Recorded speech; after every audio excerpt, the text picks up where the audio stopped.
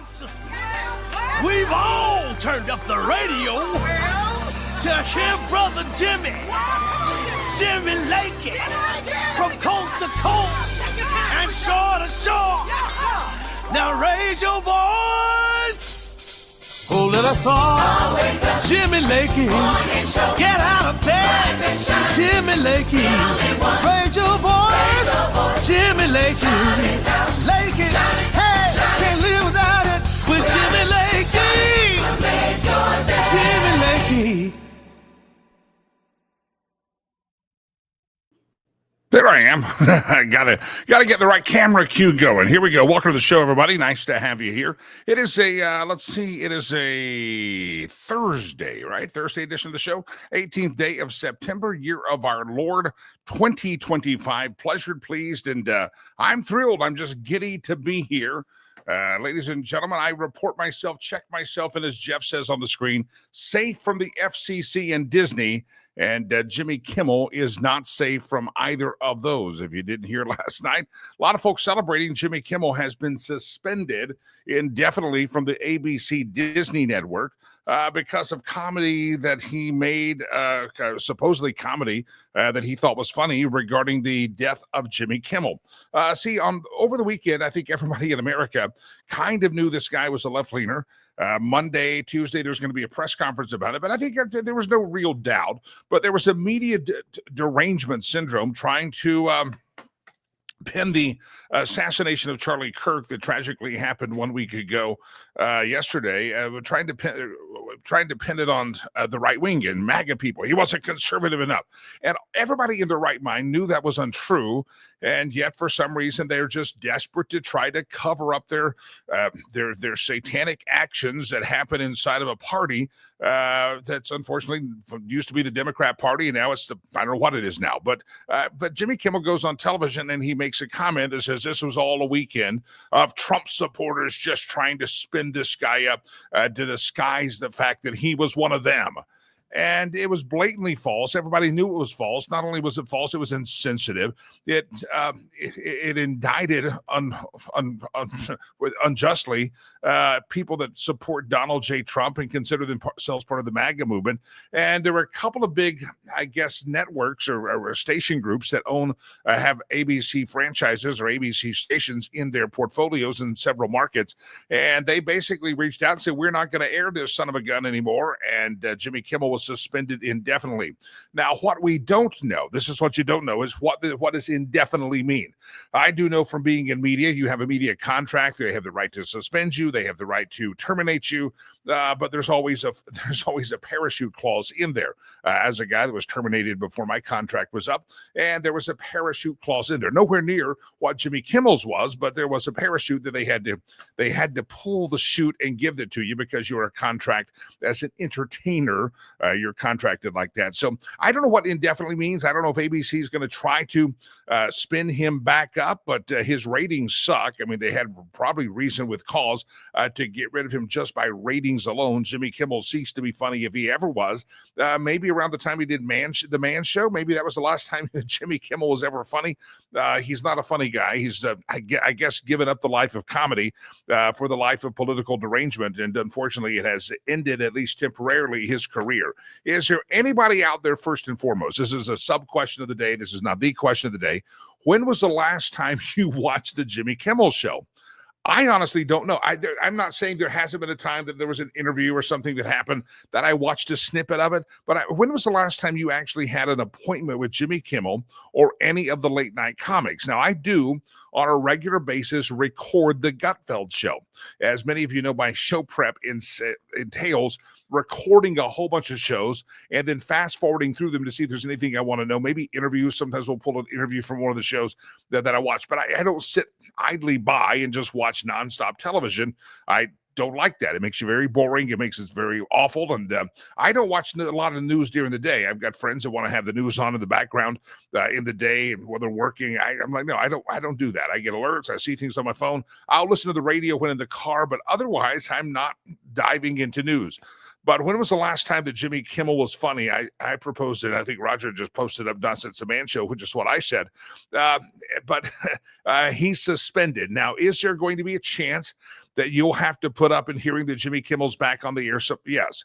Now, there's some talk I heard this morning that he was said he was going to go on air and address his comments, but he was not going to offer an apology for his comments. And that was not good enough for these groups, Sinclair and Nexstar, I believe, where the station owners have said, no, we're not putting this son of a gun on here anymore. So it was them responding to their local community and the local voices, and it just shows that you can never, ever, ever stand up and never stop standing up, and you got to kind of fight these battles sometimes, and you call your local affiliates and you say, this is nonsense. This guy should not have said that. It doesn't matter whether it's red, blue, or purple. It doesn't matter whether it's about a Republican, a Democrat, a Charlie Kimmel, or a politician. It doesn't matter who it's about. There's some kind of decorum that evidently jackwagons seemingly have lost just basically mere manners. And, that can be said about so many areas of life where we've lost common decency and common manners and common respect for humankind. So anyway, give me your thoughts. Jimmy Kimmel has exited stage left, at least temporarily. We will see how long that exit lasts. I'm going to warn you in just a moment. I have a video by author Frank Turek. And Frank was actually in the SUV. He got in the SUV where they put Charlie Kirk when they took him from the stage. You see the video of them carrying him out and putting him in the back of an SUV, the back seats. And we'll play this video. It's very heart-wrenching because he was there. And he's going to be, I guess, addressing the crowd of the memorial on Sunday. But he says this is what Erica, Charlie's widow now, wants everybody to know. So prepare your hearts. I'm going to be playing that for you in just a couple of seconds. By the way, good news, it's National Cheeseburger Day. If you like cheeseburgers, it's a very good day. Producer Chad is deciding to rub it in my face, and he's decided that he's going to go to, he's got some business to take care of today, and he's going to drive to Colorado Springs, Colorado, after the show, where they have all of the Whataburgers in the state of Colorado that have come here are all in Colorado Springs, and he has said it's National Cheeseburger Day, and he is going to go to Whataburger, which I called him a very bad name, and in reference to being a son of a something, and told him to shut up. That's what I did. So he says, I'll send you photos, at which point I think at that point he's just being rude by doing that. All right, good to have all of you here. It's Thursday, the 18th day of September, year of our Lord 2025. The big news in our update, Charlie Kirk's passing. We'll continue to talk about that, the Jimmy Kimmel firing and suspension. I think well, not firing, but a suspension. I think what's fascinating is, sometimes we're still in the place of mourning and shock that Charlie has passed and been taken from us. But I think when you get a couple of weeks, couple of months, a couple of years out of this, are we going to be able to look back and go, wow, things really shifted because of the death of Charlie Kirk? The very fact that Jimmy Kimmel, who has said stupid stuff, anti-Trump stuff, anti-right stuff, anti-conservative stuff, Jimmy Kimmel's on the record that he hopes no Trump supporters ever watch his show. Well, I think he accomplished that because I'm not sure anybody would. But is there a seismic shift in the landscape happening when you hear these colleges and college kids being suspended and leaders and teachers being fired? Are we actually going to finally see that people realize that if you're going to say, stupid games, you win stupid prizes. You say stupid stuff, you're going to get stupid results. Are we maybe having that pendulum of idiocy swing back to something more moderate, to where people say, you can have a different opinion all you want. You don't have to love the orange man. You don't have to love Donald Trump. You don't have to think that Charlie Kirk, but you should have some common decency. And I just wonder if it kind of wakes some people up. I don't know, but watching the Kimmel suspension, all of these firings that are out there, it brings up the question, is America finally culturally waking up that there's a proper way to have discord and discourse, and there's a proper way to not have it? And we've been exercising a lot of idiocy there. Again, I think as history judges, it's like a president always gets judged by history as time goes on, and presidents that, for instance, George W. Bush is deemed as just a good old president. A lot of folks have called into actions that happened in Afghanistan after September 11th. How do we end up in the never-ending war? But even the American left, who hated him, thought he was a war criminal, have said, okay, he was decent.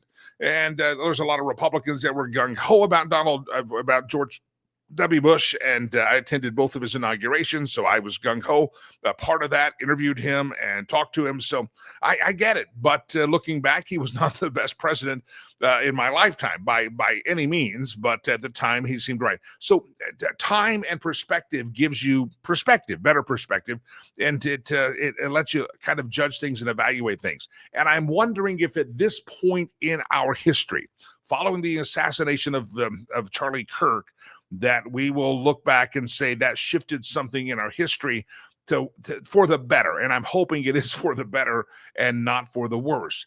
Another thing I think that will be judged by history, and I think it's a great juxtaposition, is when the left loses somebody that they pipe up as their hero, which is usually a man with a crime record, a man with a criminal record who was doing drugs and all sorts of. George Floyd is who I'm talking about, and other heroes that the American left has spun up out there.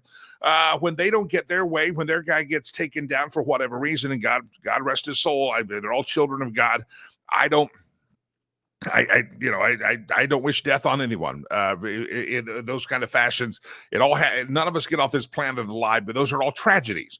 But when the American left experiences that kind of tragedy for someone that they have dubbed as a hero, and they tell their left, hey, this is your hero, and they get the paid protesters for days or weeks, they burn down cities and they protest and they cause all sorts of problems, right? That's what the American left does.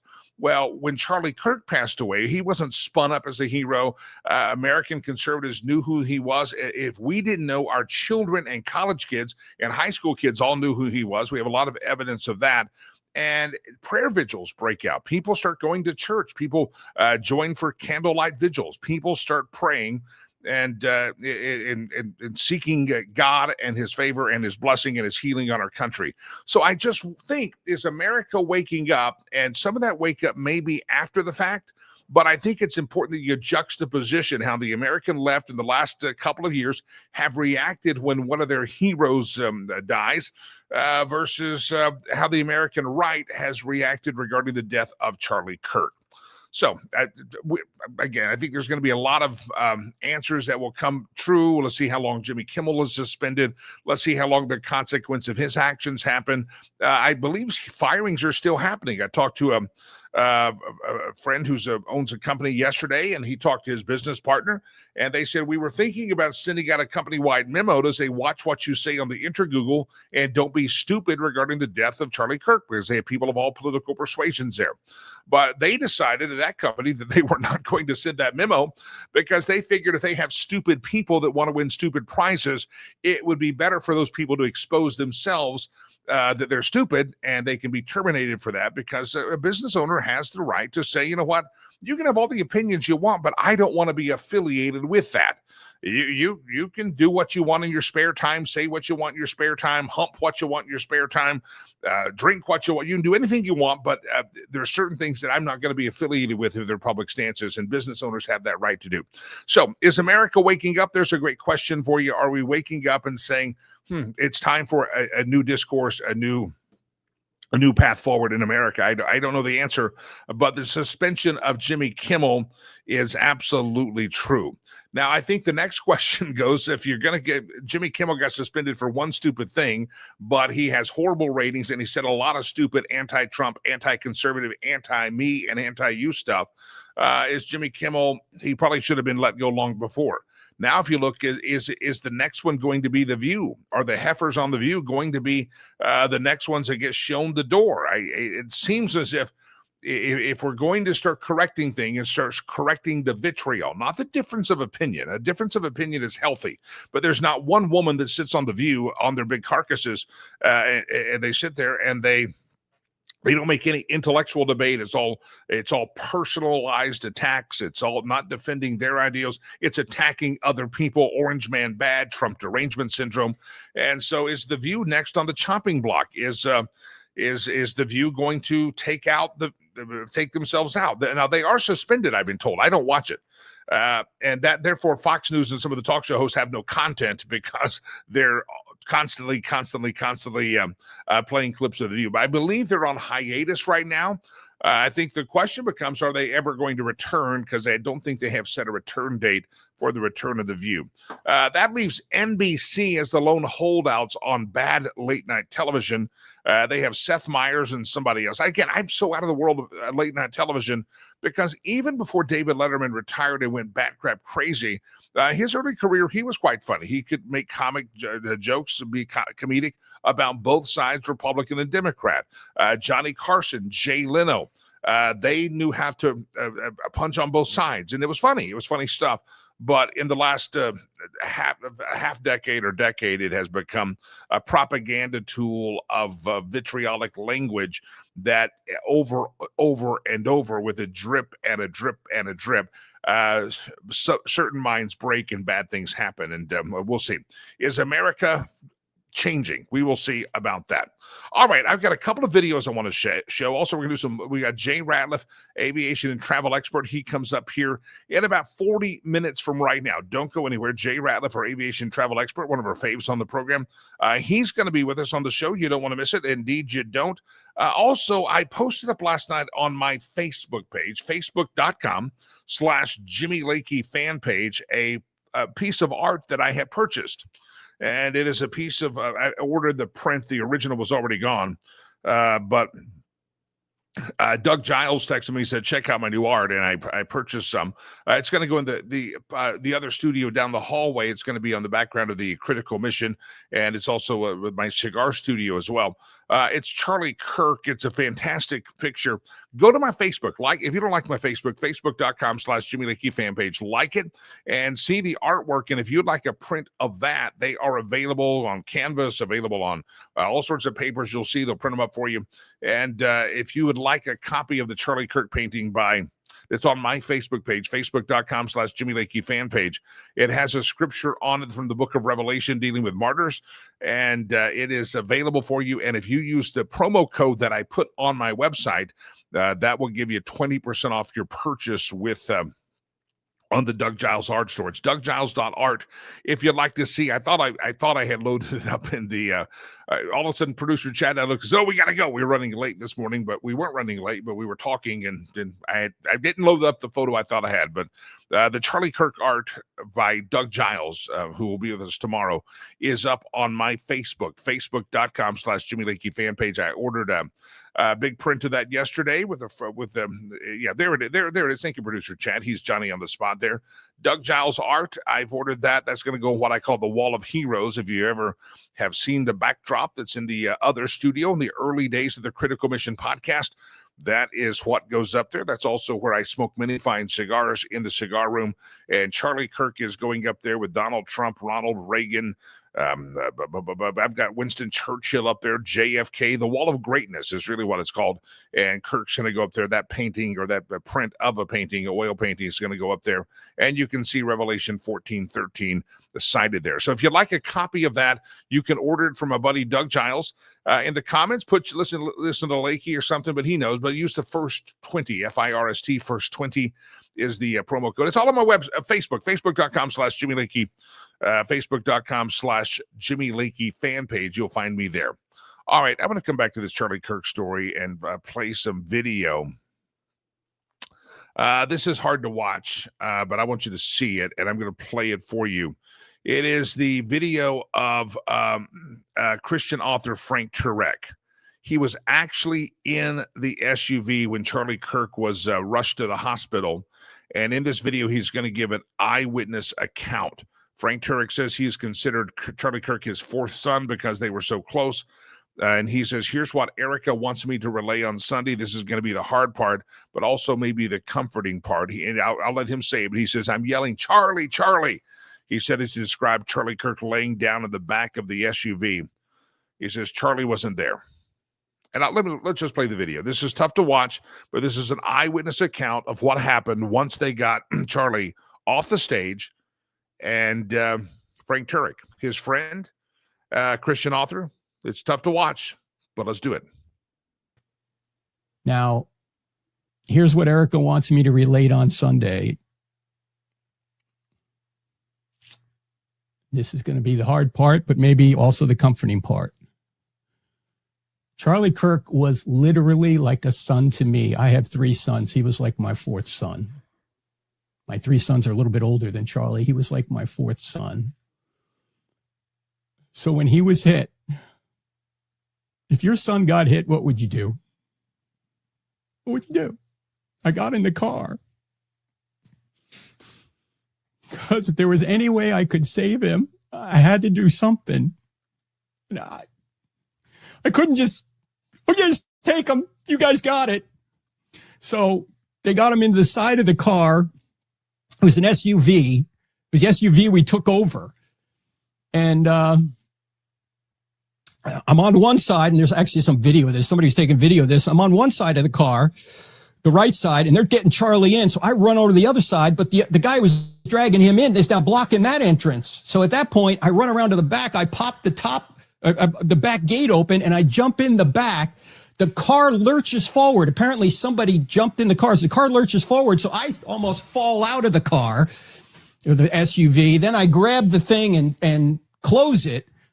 And there's 5 of us in the car now. Justin is driving. Dan is up front with the GPS. Rick has got him. Rick's on my left, and Brian is there. And I'm coming over the back seat, and Charlie's laid out in front, just right in front of me. And Charlie's so tall, we can't close the door. We drove 4 miles, I don't know, it's 4 something miles, all the way to the hospital with the door open. To this day, I don't know how Brian stayed in the car, because we're just go. We're trying to stop the bleeding. You saw it. And I'm yelling, come on, Charlie, come on. Meanwhile, my phone is still on. My son and daughter-in-law are hearing this whole thing. And his security team, again, Justin, Dan, Brian, and Rick, they love Charlie. But they were much cooler than I mean, they're just carrying out, they're calmly, but they're swiftly doing exactly what they were trained to do. Rick starts praying out loud. I'm praying out loud. We're yelling, come on, let's go. My son's hearing all this. And we're doing the best we can to navigate traffic. This is not a highway. We're on surface streets. And suddenly there's an ambulance coming toward us. And there was conversation in the car. Should we stop? We're like, no, just keep going. The doctor later said that was the right thing to do. Ambulance goes by us. We're still heading to the hospital, trying to get there. At one point, somebody says, let's get there in one piece, because we're cutting through intersections. We're just beeping the horn. This is not a emergency vehicle. There's no lights. There's none of this. And I go, we got to start CPR. So I try and start that. Now,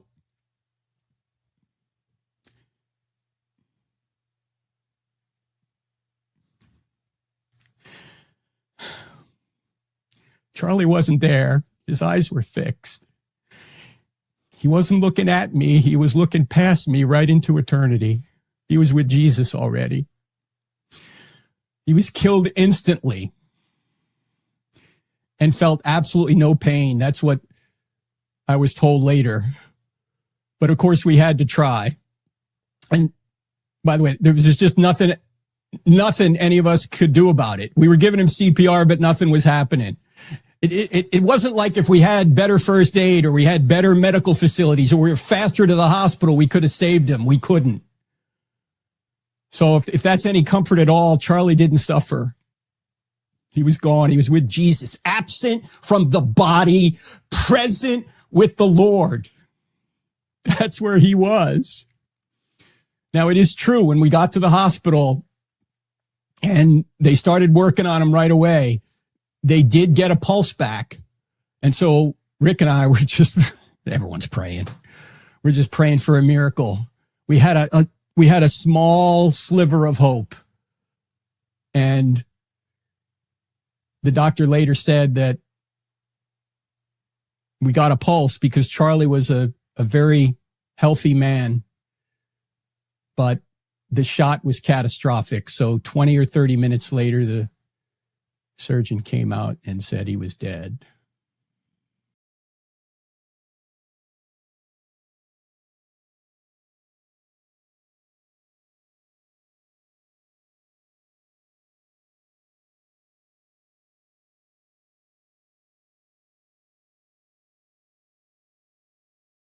Sorry. That was Christian author Frank Turek, and he was telling the story of being in the car with Charlie Kirk as they tried to rush him to the hospital. Very, very tragic scene, and I imagine you can see the trauma still, and just hearing it is quite tough. But he says he realizes now Charlie was gone instantly, but on to be with the Lord. So anyway, your thoughts on that, feel free to do so. I want to introduce my first guest. We'll change paces a little bit. It kind of ties into Charlie Kirk. It's about involvement in local government. But I got a question of the day to lighten the mood after that. I should have set this up earlier, probably. Anybody notice if you ever watch the movies, you have, that is very hard to watch, Dennis, very hard to watch. But I think it's important that we understand everything. All right, let me change gears here because I got to hold it together for the show. Anybody ever go to the movies and you recognize that all the movies that we see are remakes, the Marvel comics? I mean, how many Spider-Man movies? When my son comes home from college, it is no doubt, I guarantee you at least once or twice or 17 times, he will be watching some kind of a superhero movie. It usually involves Spider-Man. And I asked him, I said, how many Spider-Man movies are there? And he didn't know. We were trying to count them, but we probably looked it up. There's all these remakes that just keep happening and happening. There's these movie franchises that won't die, and when they do die, they resurrect them. Well, they did a little survey with every other movie being a remake. They figured out that some of the most successful franchises in cinematic history have never been retouched or remade. And first of all, I'll let you name those, but are there certain movie franchises that you would like to see remade? I'm just curious of the movie franchises that you would like to see remake. If they go back, if you're going to keep making movies over again, and evidently the writers in Hollywood don't have many new ideas and many new characters, so they keep reviving the same stories over and over again. Spider-Man is a great example. Let me ask you, what movie franchise would you like to see remade or rebooted? I mentioned this to producer Chad, and he immediately said Jaws. And I said, that's number 10 on the list. It's actually number 10. Jaws did have some remakes based from 1975 to 1987, but since 1987, Jaws has not been retouched. Producer Chad's guessed again, and he got number 10 on the list, and then he named number 9 on the list, which is Back to the Future. Back to the Future was a franchise that has not been rebooted since 1990, originally coming out in 1985. And now it's 1990 was the last one. Another movie franchise that there were several that did come out there. The Godfather is one that was rebooted over a course of several years. The Godfather original was 1972, and the last take on The Godfather was 1990. So there's your question of the day to lighten the mood from that interview with Frank Turek and that podcast with Frank Turek is, what movie would you like to see rebooted? What movie franchise? Roger says Blazing Saddles. You can never make Blazing Saddles again. There's a lot of those movies of that era, but that filmmaker you could probably never make again, but that would be funny. Another one on the list is that has not been rebooted in a while. It had a very short window, was Smokey and the Bandit. 1977 to 1983. So I'm giving you some examples. What movie franchises would you like to see rebooted? And that's your question of the day, lightening the mood. RJ says, what a powerful, heartbreaking interview with Frank Turek. You're absolutely right.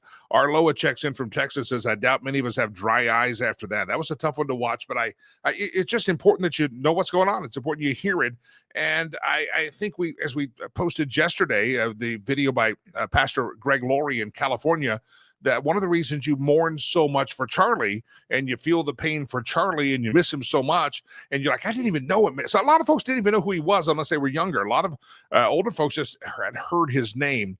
A lot of folks didn't know who he was, but their kids knew who they was. Their college kids knew who he was. And you still feel that pain, not just pain for America, but as Greg Laurie said in the show yesterday, you feel that pain, you feel that misery because this was a brother in Christ, that if you are in Christ, he's part of your family. So that is true.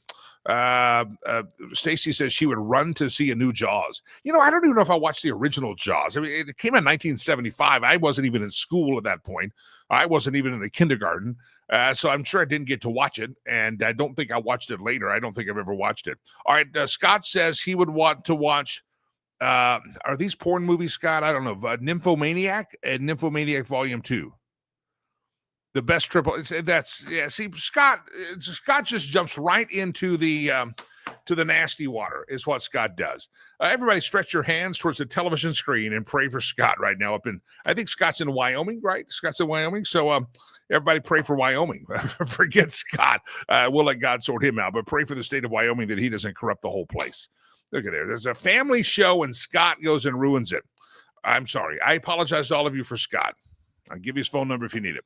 All right, let's dive into our next topic of conversation. And again, there's your question of the day. And somebody asked me, asked if I would post that. I just got a text message. Could you post that video? I'll see if I can get it posted up on my Facebook or Twitters or the Rumbles or whatever. And maybe even play it again. Don't forget, Jay Ratliff comes up at the top of the hour. All right. You ready for this? Charlie Kirk was all about getting involved in local issues. He encouraged college kids to run for student government. He encouraged high school kids to take over, run for class president, run for the student council, run to be the president of your campus or the vice chair, get on your campus board, whatever you can, get involved locally. And that's why there's so many of these Turning Point USA franchises that and chapters that are people want to sign up. So yeah, let's make an impact here locally, because what we do as people, I think conservatives and do this more than even the left, is that we focus all of our ire, all of our energy towards Washington, D.C. And if it's not covered by Sean Hannity or Fox News, then we don't even know the heck what's happening. I would guess most people out there, and I could say I don't know all of them, a lot of folks out there don't know any of their city council members. They couldn't tell you who the mayor of their town was by name, you just wouldn't know. Maybe you know your mayor. A lot of folks don't even know their mayor. I do. I know. I don't know everyone on my town board, but I do know.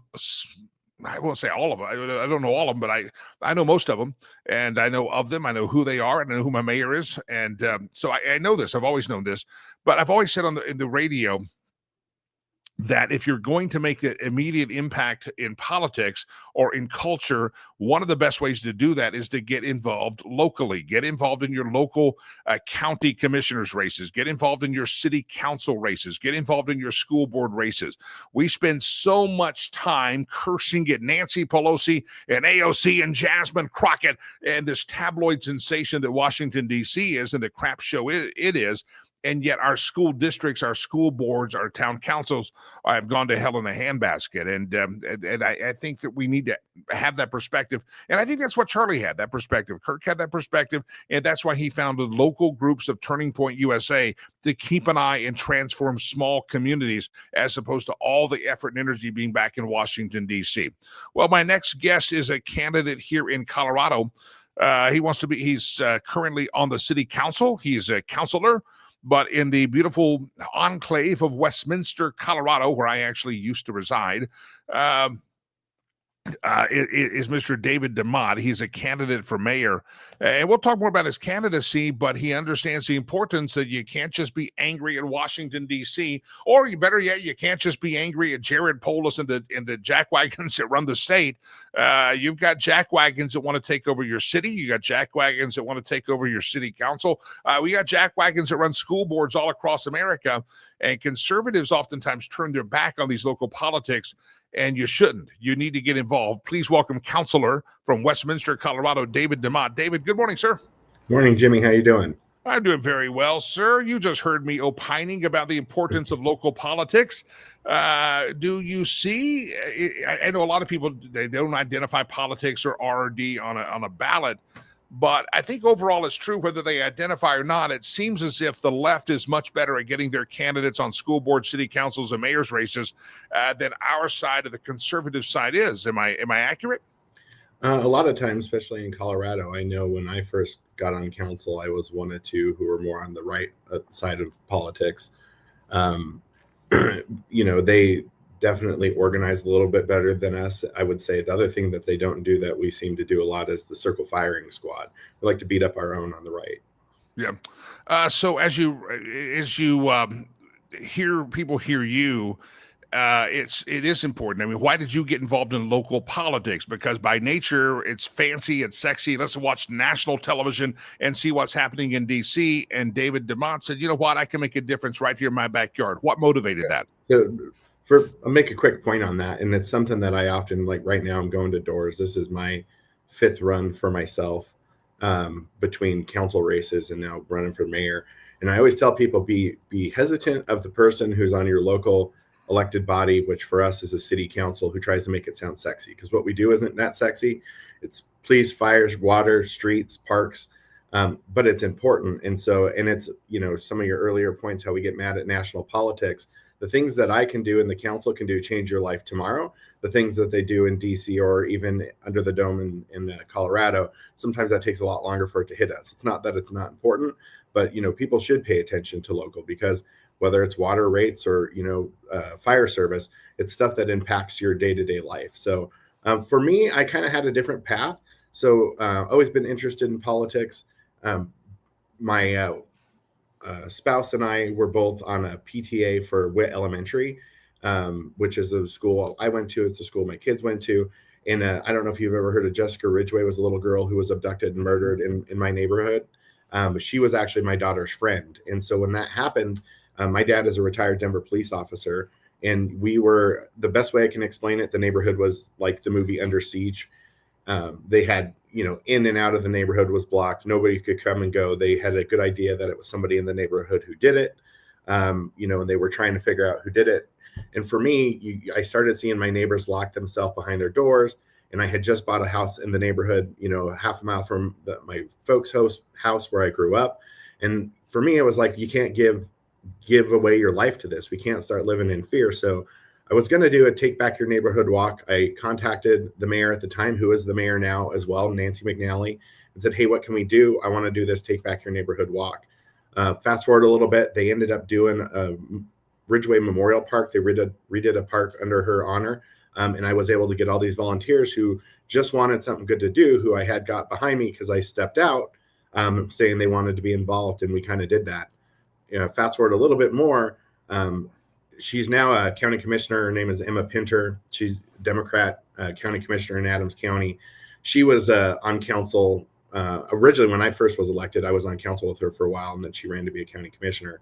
But she had come to my door, and I was up, and I had seen the thing that Westminster sends out saying, hey, run to be on your city council. And I was going to go to it. At the time, I worked for the Atkins Diet Company, and I got stuck I'm a IT leader. I had got stuck at work, so I wasn't able to make it. And so I was like, maybe next time. And she came to my door, and I was listening to her talk to the person who answered the door. And, they were kind of going back and forth. And it was my spouse who had answered the door and said, well, my husband's thinking about running.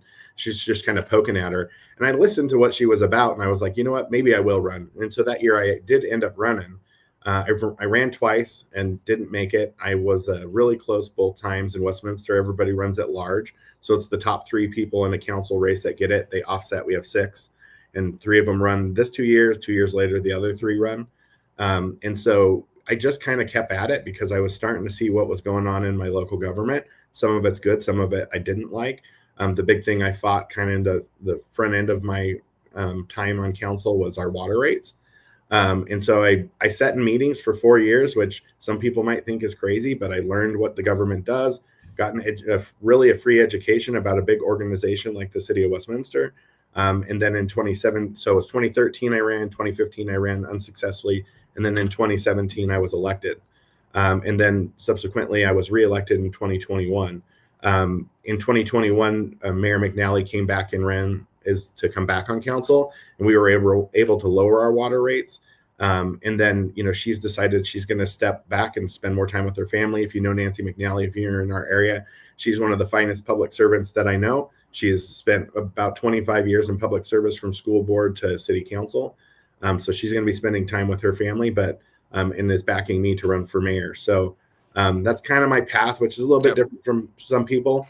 I think the local is super, super important. And so that's just been my focus since entering politics. I've told people, I remember the heartbreak of the 2020 election when, a lot of folks on the right were just devastated that President Trump didn't win.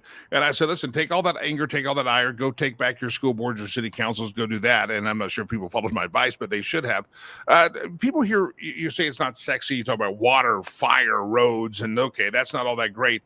But it is interesting that even though most city councils don't have a D or an R or a conservative or liberal next to their name, there's definitely different takes on how to handle water, how to handle fire, how to handle roads. Help people unpack that, because I hear, hey, you're going to deal with water rates. Everybody on that council is going to want to lower the water rates. And yet it's important to have someone of right of center on that board, because there's just different viewpoints on water rates. Kind of unpack the differences between other people and maybe the way you vote, because to me it all seems quite obvious. Let's have good roads, let's have cheap water, and let's put out fires. But sometimes you have to debate these issues. No, absolutely. And I think sometimes, and throughout my 8 years, it's been interesting where I've been accused of being on one side or the other, or politics is interesting. And I talked about circle firing squad. Sometimes you kind of look at both of those views and figure out what's reasonable for a community as well. And not just the community, but an actual organization. Like I said, I'm an IT leader. I've been an IT executive for about 12 years, and there are things that you have to pay for, and, everything costs money in this world. So, my take is it to be as responsibly low as possible, but still take care of our obligations and deliver not just clean water, but quality water. In Westminster, you lived in Westminster, we have great water. We're lucky because we're the first people that the water comes off the mountain into Stanley Lake. A lot of people, the water, if people don't know how water works, basically everybody downstream from us gets what, as we recycle it and it goes back into the water basins, then it goes down to another place that gets it retreated. We get the first dip of it in Westminster. So that's a good thing. But in terms of looking at the rates, like you really have to understand how the rates actually make the enterprise work. And if you're in Colorado, we have a thing called Tabor. So we have an enterprise fund, and that's how the water is structured, and that's how it's paid for. So it has to be self-sustaining is what that means. And so there's a balance. But like when I first got on council, we're building a new water plant. We just approved that. And there's been a lot of debate. And it's probably, if you had Dave DeMott's perfect world and I could say, here's how I would have done it, it's not exactly where we landed, but I'm pleased with where we landed with it because we were able to adjust water rates. But what they were doing at the time was they were just going to pay for they said, we need this big plant and we're going to pay for it through rates. And they started doing really huge increases in water rates. We've put some caps on that. But back to like ideology, kind of, There were a lot of people that were just like, well, you have to pay for it. It's safe, so we should pay for it. They just have a different take on how that financially might impact the community. And for me, it was like, you often look at, and even right now, we have a tax initiative that's going to go to build some new fire stations.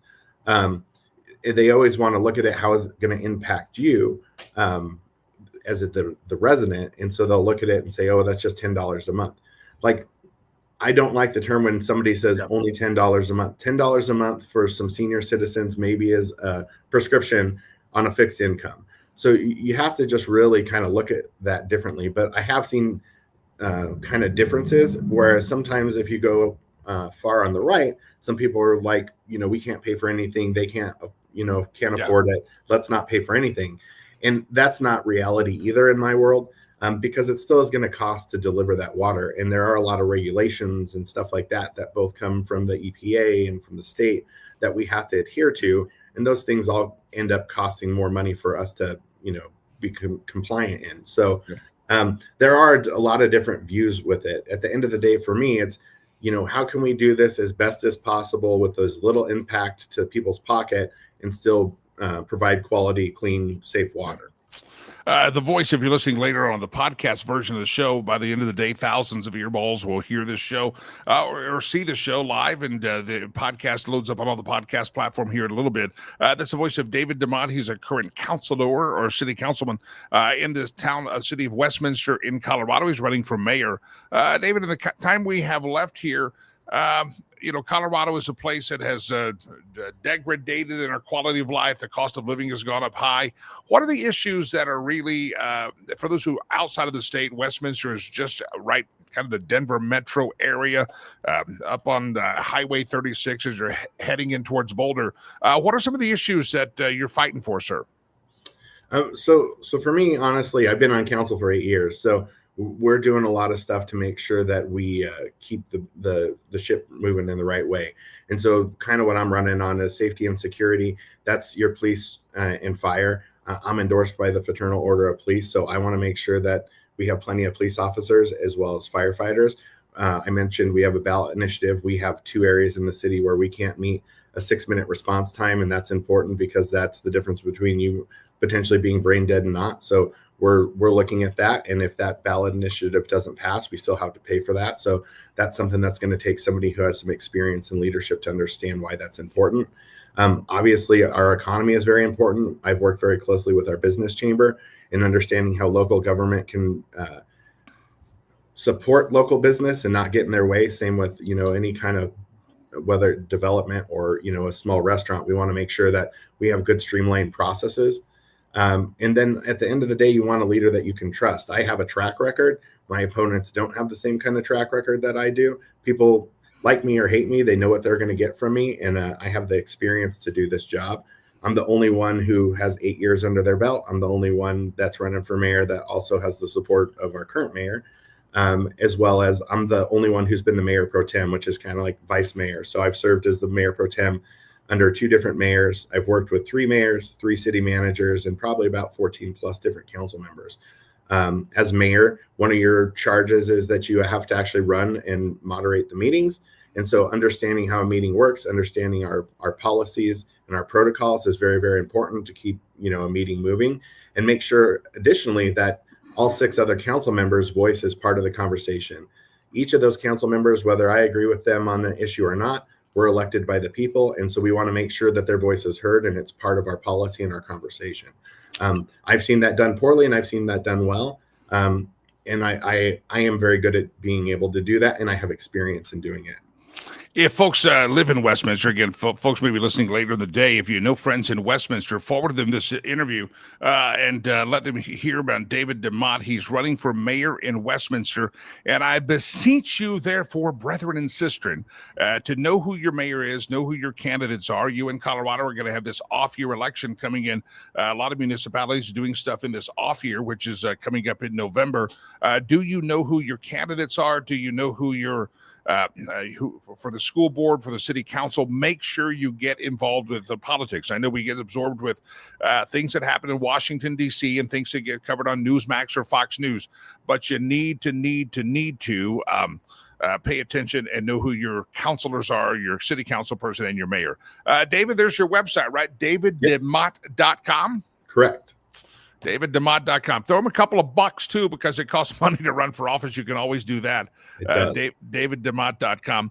Real quick, in 30 seconds, when you have a governor and a state government like Jared Polis and very left-leaning legislature, does that make the city of Westminster and your policy more important than ever before, kind of to be able to protect from some of the stupidity that happens down in Denver? Yeah, it certainly does. And, one of the things that the city of Westminster and the council majority has said is Governor Polis and the legislator had made some rules about density. And if we follow their rules, we would have to double the rooftops in Westminster. We don't have water for that. So sometimes they make policy at the state level that's, try to dictate things to us that isn't reasonable for our resources. That's something that there's an actual lawsuit going on about right now, because there's a thing in Colorado where you're a local control city. We're a local control city. It's really important to have a leader who understands that and is willing to, stand up to the state when we need to, partner to the state when we need to. But there's been plenty of times where we need to understand our rights as a local government to assure that we're protecting the resources of the community that we represent. And that's an example with some of the housing stuff that they've done, where they want density that we frankly can't support. David DeMott running for mayor of Westminster, Colorado. I used to live at, I was a younger man back about the 2000s and 1999, 2000 to about 2004, 2003. I lived 92nd and Wadsworth there. Right? Okay. That's where I lived there. So yeah, very close to me. I'm just off 108th by the high school. Yep. So. I was just had not been in Colorado very long and had an apartment right over there. Brand new apartment complex at the time. I'm sure it's still there, but it's not brand new now. There was an on the border there too. I used to like to go on the border. It's no longer there. All right. David DeMott, appreciate you hopping on here Yeah, thank you for the time. Yeah, anytime, my friend. We'll connect again. I appreciate you. Thank you, David DeMott, running for mayor of Westminster. And again, I want to do this heading into towards November, whether Colorado centric or somewhere else. It is so important that you get involved in your local elections. It's important you know who your mayor is. A matter of fact, can I give you a little advice today for homework? If you don't know who your mayor is or who your city council is today, or you don't know who's on your school board, you need to learn that. You need to figure that out, who's on the school board, and get involved with your local municipalities and your local schools and find out who is representing you.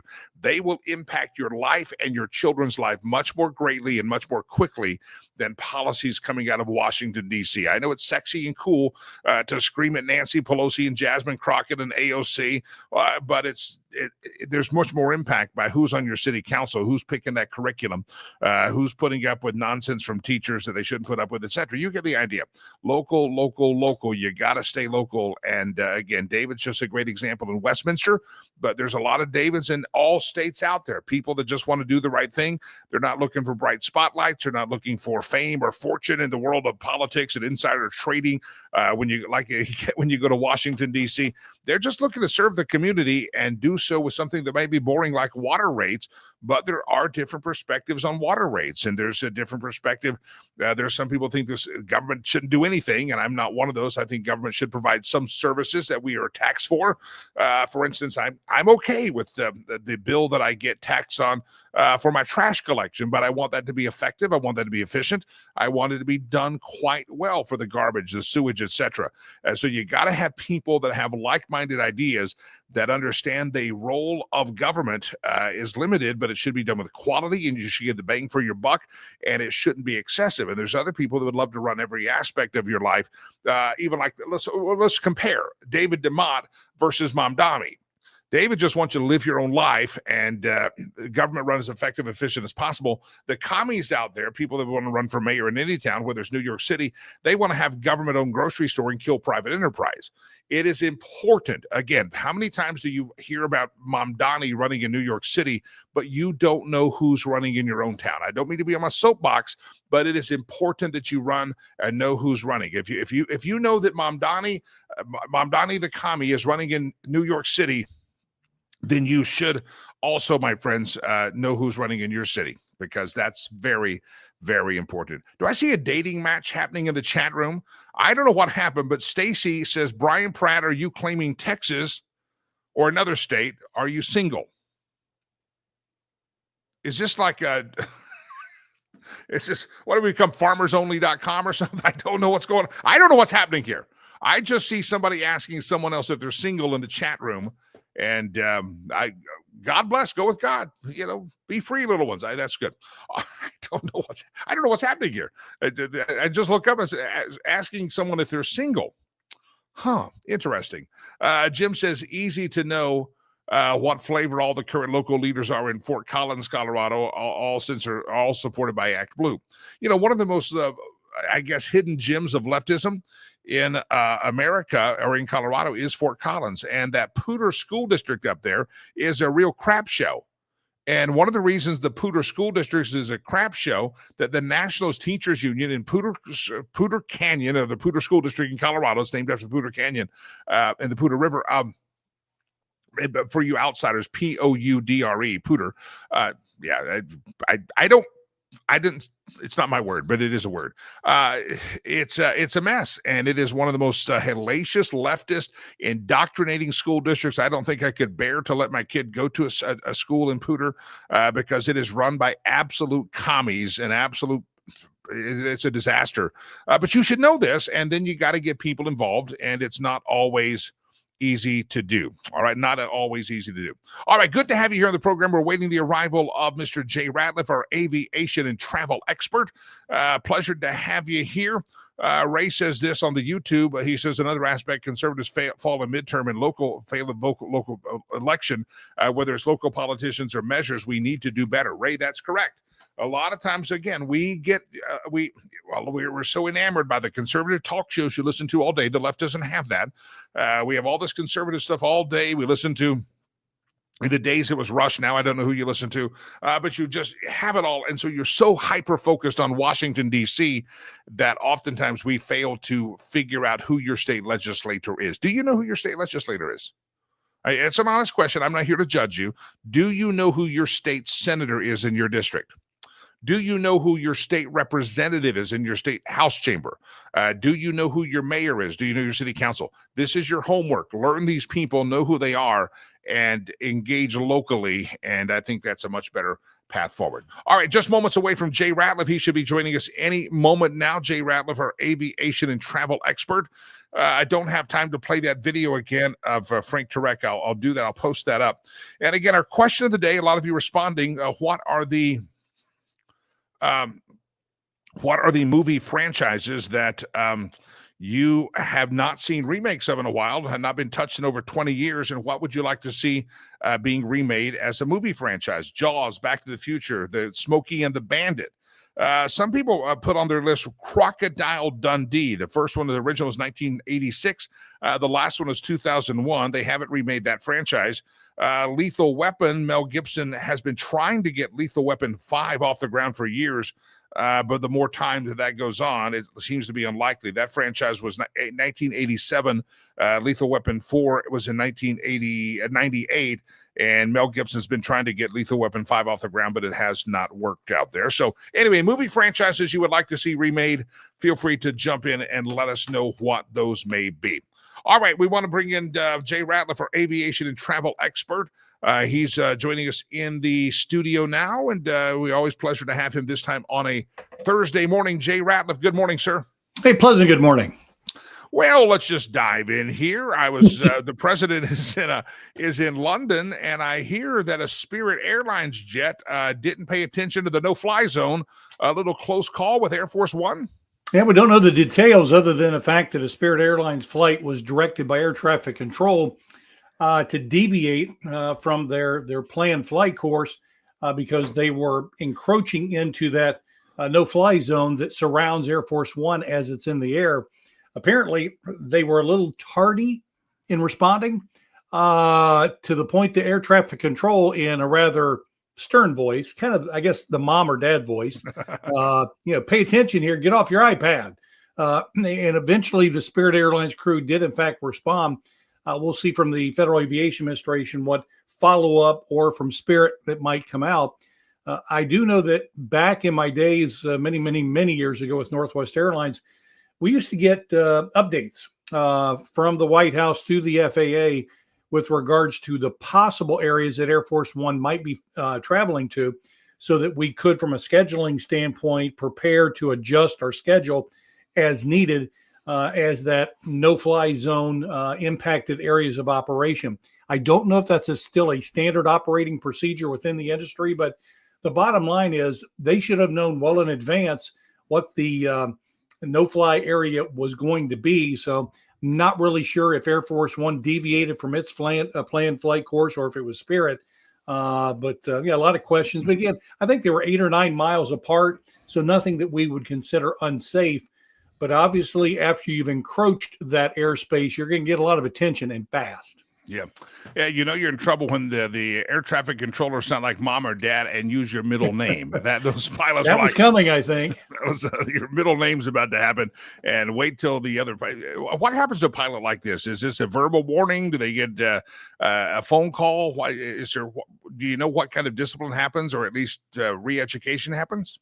Well, if there was a serious infraction where the flight crew is in trouble, the air traffic controller would tell the pilots, take down this reference number. That means you're being put on report and there will be a follow-up from the FAA. Now, I don't believe that took place here. So there will be an investigation as far as what took place. But again, a lot of unanswered questions because it might have very well been that, remember, Spirit Airlines had an approved flight path that they were on. And from what I see, they didn't deviate from that. It probably was Air Force One deviating some of their flight path for some reason. And the flight traffic that was in the area was forced to respond. That might have been that everybody else was paying attention, responded immediately, and this one problem child did not. So it may be nothing more than nothing, or it may be a verbal warning. I don't think anything would be in writing as far as a reprimand unless there's a lot of stuff going on behind the scenes that we do not know. What kind of bubble do they keep around Air Force One? Is it 5, 10, 20 miles? Typically in the past, it's been a 10-mile no-fly zone. I know they've also had that down to 5, depending on the venue, location, and what was taking place.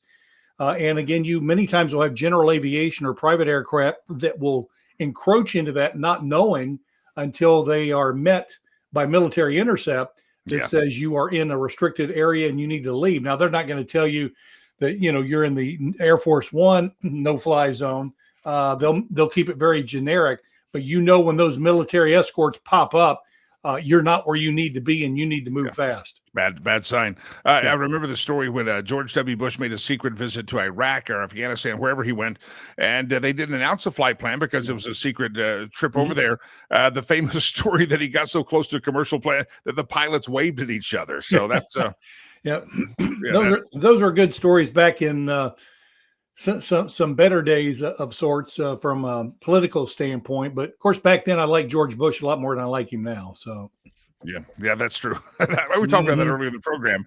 History sometimes changes perspective on what you think, and that's history judges presidents differently. All right, speaking of disciplining pilots or not disciplining pilots, it's a story. American Airlines flight attendants are about to maybe face some discipline because they did this thing called drinking water.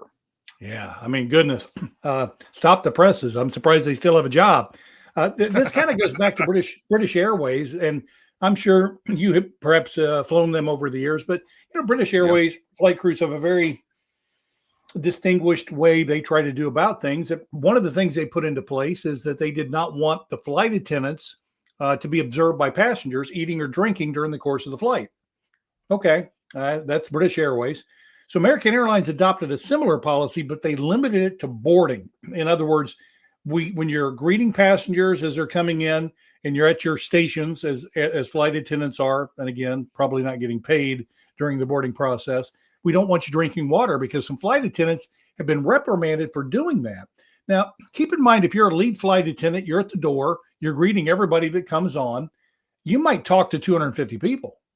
The old voice might get a little, parched there, and, you need a sip of water from time to time. Well, apparently American Airlines doesn't want that taking place. So, I've asked and not yet been told if it's a part of their approved, negotiated flight attendant contract that they have with the airline. So we'll have to wait and see if that's covered.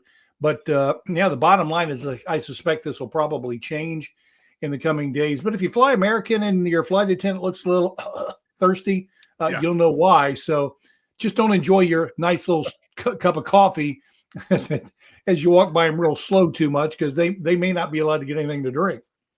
Wow. I didn't know that was a policy. It makes no sense. It's stupid. And they're normally designed by individuals who've never worked around an airline ever at all. Probably never worked around people because some of these things that come out are beyond ridiculous. And it's like, have these people, do they even know what we do? And sadly, that's corporate America, though. It's not aviation related. You know that. People make decisions in radio that make you think, what they want to know why we need a clock in the room. I can tell you why. Yeah, I can tell you. I don't want to be. You sent me the story about a Chinese airline about to launch a 29-hour direct flight. I don't necessarily want to be the flight attendant on that flight. What is this route that's going to take 29 hours, sir? I believe it's Buenos Aires to Shanghai. I believe that was it. And it's a 29-hour flight. It's too long, obviously, for one segment. So they make a stop in New Zealand for fuel. And then from fuel, then they continue from New Zealand on. It's a direct flight, which means it makes a stop en route. There's a difference between a direct flight and a nonstop flight. People get those confused all the time. They'll say, I want a direct flight from here to there. Well, okay, but direct means you'll probably stop before you get there, if that's really what you want. But what they're after is a nonstop flight.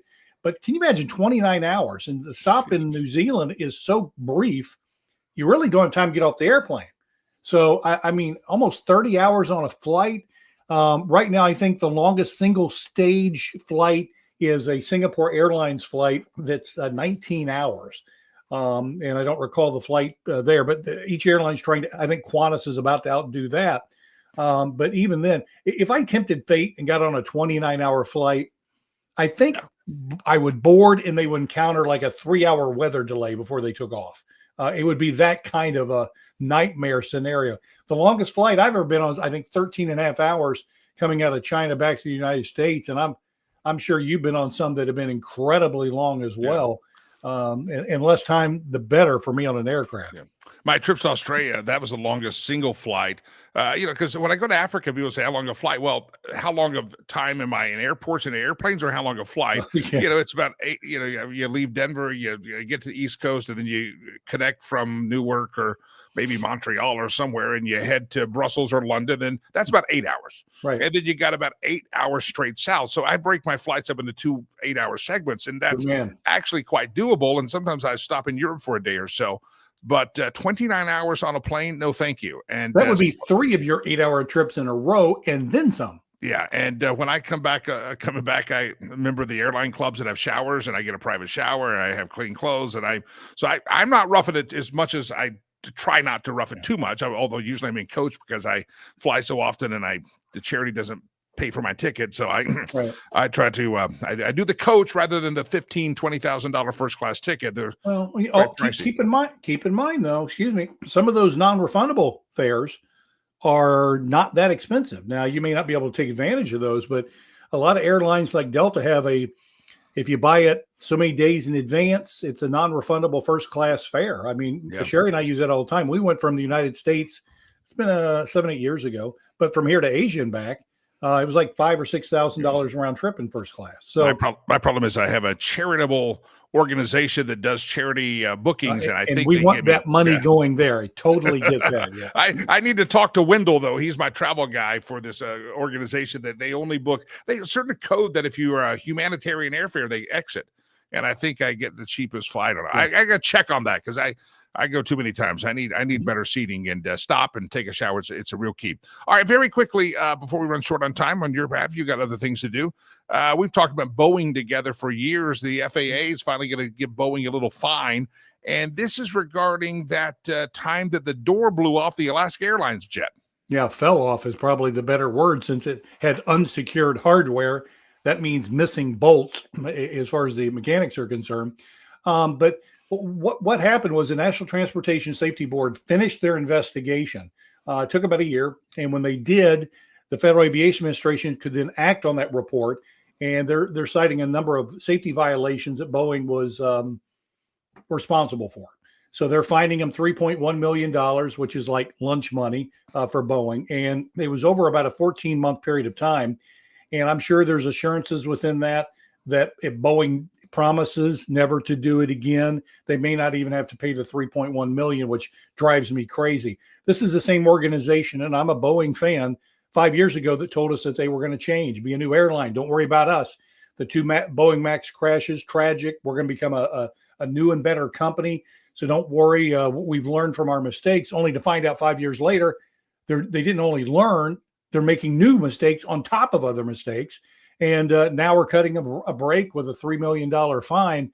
It should have been more than that. But again, we're in a very airline-friendly administration. I'm a fan of the Trump administration. I'm glad we have one. But airlines are going to get a break after break after break. Now, not on safety-related issues, but when it comes to holding them accountable, they did a Snoopy dance when President Trump won the election because the Biden administration was really holding them, shall we say, accountable for their actions. In these days, that's going to be less and less of an issue. And they know that, and they're celebrating that behind closed doors. But, sadly, this fine of $3.1 million, again, I doubt that Boeing even blinks on that, and it'll probably be negotiated down. What's it like, Jay Ratliff, aviation travel expert? Your website, jratliff.com or daytradefund.com. What's it like to travel across the country today, sir? I think we have 2 problem children, Miami and Los Angeles. That's it. So if you're flying internationally, connecting through either of those 2 international hubs, you could see some weather-related delays. There is some rain out in your direction, but nothing around any major hub. And I think the turbulence would be minor as well. So I think I could say without too much fear of successful contradiction, that today is probably the best day of the week to fly. So if you pick today, a double gold star. Good job. Good job, everybody. Good job. I'm going to call my travel agent because I'm working on a couple of trips here at the end of the year to head to Africa, and I'm going to get better seats. I'm going to work on that. JRatliff.com. Throw me the fare and say, hey, Jay, I got this. Can you beat it? Because, I'm a real competitive kind of guy. Yeah. And I'll see if I can find anything any better. Yeah. Well, I was already going to email him because I wanted to stop in London this time instead of Brussels. And I'm going to work it out. I'll let you know, my friend. I really will. JRatliff.com. JRatliff.com. Appreciate you, brother. Always coming on the show. Go check out his website. You'll see a lot about day trading in the stock market, and he'll teach you how to do it. He teaches classes on this. And I started the class and I got busy, and then I got fired from radio and I had to restart my life. So anyway, I got behind, but JRatliff.com, JRatliff.com. All right, we got to wrap it up, but let's do the meme roulette. By the way, producer Chad was hanging out with somebody famous last night because that's just the kind of guy he is. He rubs elbows. He's very connected. Here's producer Chad, and see if you recognize the faces here. He was at a local cigar shop not far from us, and that's Deion Sanders Jr., the son of Coach Prime, or Deion Sanders, came in, and that's, I guess, the guy that does all those the videos for the Sanders or Deion or somebody. They came in to buy some fine cigars, and producer Chad recognized him. So there's producer Chad, who's not only hanging out with the powerful, the rich, and the famous, and the elite, but today producer Chad is going to Whataburger. I don't even know who he is anymore. He's become an elitist. He's become like fancy pants. It's bizarre. Look at producer Chad there with Deion Sanders Jr. and the camera guy. I don't know who that is, but producer Chad's the white guy, in case you didn't know. Producer Chad's the cracker there in that photo. Homes with Sherry. If you want to buy a home, sell a home, you want a real estate transaction, you want to make the right move, you got to talk to Sherry Cree. Homeswithsherry.com, homeswithsherry.com. Again, she approaches real estate and just with two things in mind. Number one, she wants to treat you with such respect, dignity, care, and just white glove service so that you say, you know what, she's our realtor for life. When our kids want to buy a house, you got to call Sherry. She wants to earn the right and the privilege to become your real estate agent for life. She also wants to just make sure that you are making the right choices with advice, if you want it, to where she just knows that real estate can be something that builds generational wealth. Homeswithsherry.com. If you're in that I-25 corridor, up and down the I-25 corridor in Colorado, let's say up to Fort Collins, Windsor. Hello, Windsor. You need somebody to help you sell your home for that top dollar. Listen, all the way down to Parker, Aurora. And by the way, if there's an area that she thinks she could serve you better by referring you to someone, she will be good to do that. So she has a free referral service. Don't forget, a portion of all of her commission, she'll donate a portion of her portion to a charity of your choice. And if you're a veteran, first responder, served in the military, she will definitely discount those commissions for you. Listen, have a strategy session. I know somebody say, well, I'm not going to worry about my house until next year, 2026, or heading towards fall, and I don't want to mess with it. That's fine. But do you know how to hit the ground running and be the first up, ready to go before because a lot of times the supply of homes for sale goes down in those colder months, not by varying numbers. Can you be the first up when people are desperately going, I've got to find a house? Listen, you can start doing things now to get ready, even for selling 4, 5, 3, 4, 5, 6 months. But again, have a strategy session. Homeswithsherry.com. Homeswithsherry.com. Again, it's a competitive market here in Colorado, even with the cost of living. Interest rate changes that are going to start happening and are happening. You need to have a strategy session. Don't approach this just because you got to stick a sign in your yard.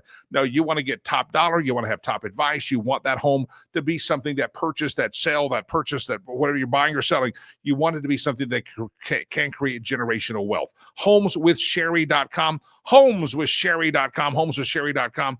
And you be sure to tell her that you heard about her with me. But again, have a strategy session, even if you're 4, 5, 6 months out.